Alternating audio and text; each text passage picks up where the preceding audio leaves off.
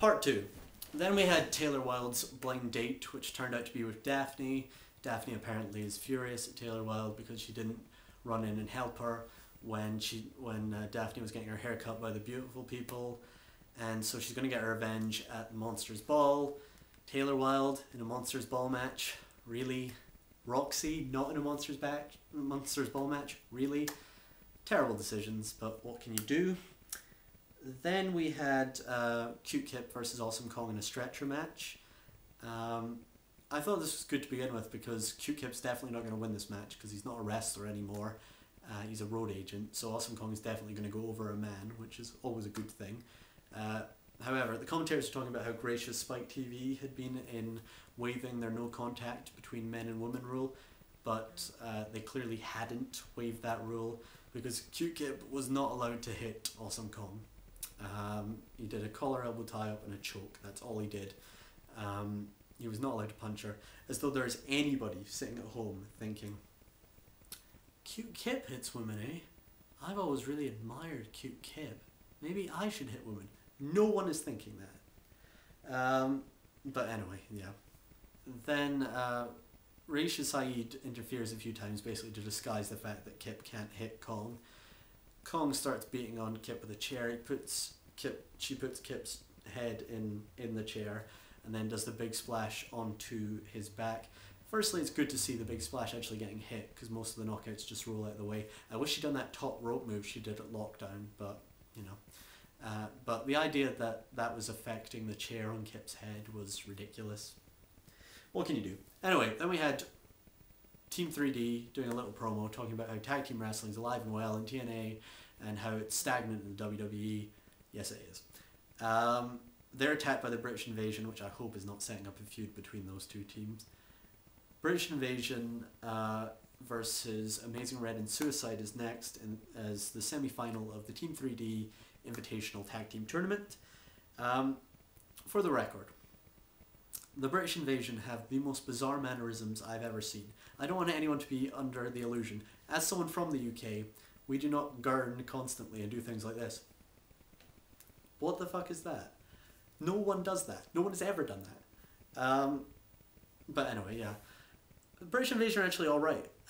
Doug Williams, being as good as he is totally taking the eye away from how bad Brutus Magnus is. They do a cool tie-up move. They dominate Amazing Red for a while. This is a pretty good match again. Amazing Red then gets out of that period of domination with what I can only describe as a tornado reverse STO from the second rope. Just really, really cool move. Suicide gets the hot tag, makes the British Invasion look foolish for a bit. Then Amazing Red takes out Brutus Magnus with a top rope drop kick and then a top rope front flip to the outside onto Magnus. Suicide's got it in the bag, of course, and then the Motor City Machine Guns interfere. They give Suicide a double kick in the face, and then Doug Williams wins with a top rope knee drop. At first I was thinking, top rope knee drop, is that really a finishing move? Then I thought, how much would a top rope knee drop hurt if someone actually did that to you? Yeah, but a good match. After it we had Motor City Machine Guns and Lethal Consequences trying to unmask Suicide. Suicide, blatantly, from the first time you see him in this match, is this much shorter and this much wider. So I don't know if it's Kaz who's back, but it was clearly someone different under the mask. And that proves so because Daniels comes out and rescues Suicide. They clear house and they form some sort of alliance. Then we get No Limit versus Kevin Nash. First thing to note, isn't everyone in this match a heel? Have they turned No Limit face here? Because they didn't come out with Sheik Abdul-Bashir and Kiyoshi, and they weren't shown backstage with them earlier when they were pictured. So maybe that group is over and it's No Limit are on their own. Whatever they are, if they're face or heel, their career in TNA is not going well because they jobbed Kevin Nash in a handicap match. Their only bits of offense are an aided drop kick and a missile drop kick. Kevin Nash is fucking terrible. The people, No Limit literally had to run towards him so he could do his moves. You have to run into him so he can just pick you up and do a sidewalk slam. He does not move, he just stands still. He wins with a jackknife on Naito, and then he offers us his view of the human subconscious by suggesting that the world is run on violence. There is even a nation of violence in TNA, but at Sacrifice it's going to be him bringing the violence, not Samoa Joe. I doubt it. Anyway, then we have an AJ Styles promo, and apparently he also is having a last minute booked match about a feud that's been forgotten about for a few weeks. He's going to face Booker T in an I Quit match. He delivers a good promo here. He talks about how he's been preparing for this his whole life because people have always wanted him to quit and he has never done it. He says it would be a good match though because Booker T's ego is as big as AJ Styles' heart, and I thought that was a good setup for a match. I like that. The next bit, what you could call the main event, although it's not really, Jethro Holiday versus Booker T in an I Quit match. Now, they announced this earlier in the night that it was an I Quit match before they did the AJ Styles promo, and I thought, what a bizarre stipulation. What, just the most extraneous stipulation I've ever seen in my life, but it does make sense given that he's fighting AJ Styles in an I Quit match at Sacrifice. This match was fairly dull. Jethro Holiday doesn't really have anything to offer as far as I can see. All he was doing was just punches.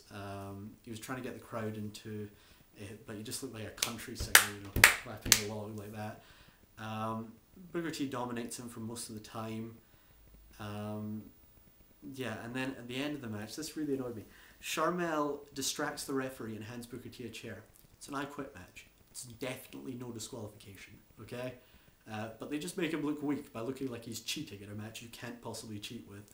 So he hits Jethro Holiday with the steel chair, hits the axe kick, and Jethro Holiday finally submits, having said some quite funny things about Sharmell earlier when the mic was put up to his mouth. The I Quit match psychology is always pretty difficult, and they didn't really get it right here because they were just like punching each other and then going, "Do you quit?" And I was like, "Of course I don't quit, you stop punching me." But yeah. And then, finally, we get to the last segment.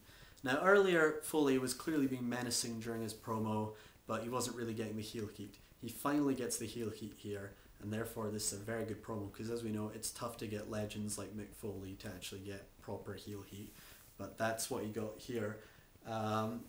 We get what looks like the last part of the day in the life of Jeff Jarrett, which is, that the behind the scenes thing, which is him touring the asylum, showing us all the sights, telling him about the start of TNA and the start of his own wrestling career, reminiscing, and then Mick Foley appears, starts choking, this is all on the big screen, starts choking Jeff Jarrett and gives him a general beatdown, a really aggressive beatdown. It's kind of good, hits him with a chair and stuff like that. Yeah, this was good. The fans start chanting, "You suck, you suck," and Foley's finally got the heel heat, which I knew he'd probably be able to muster even at this stage in his career. And yeah, I thought this was a good segment. I'm really liking this feud between Foley and Jarrett. I presume Jarrett's going to come back next week and become part of the match at Sacrifice, probably put up his role as owner of the company, and he'll sacrifice that if he gets pinned, and I think Foley will probably pin him at Sacrifice. So this could all be very interesting, this angle. I'm enjoying it. Yeah, so that was the end of Impact. A fairly good show, I thought, and please feel free to rate this show, to comment on this, just give me your views, and subscribe if you wish. Okay, bye.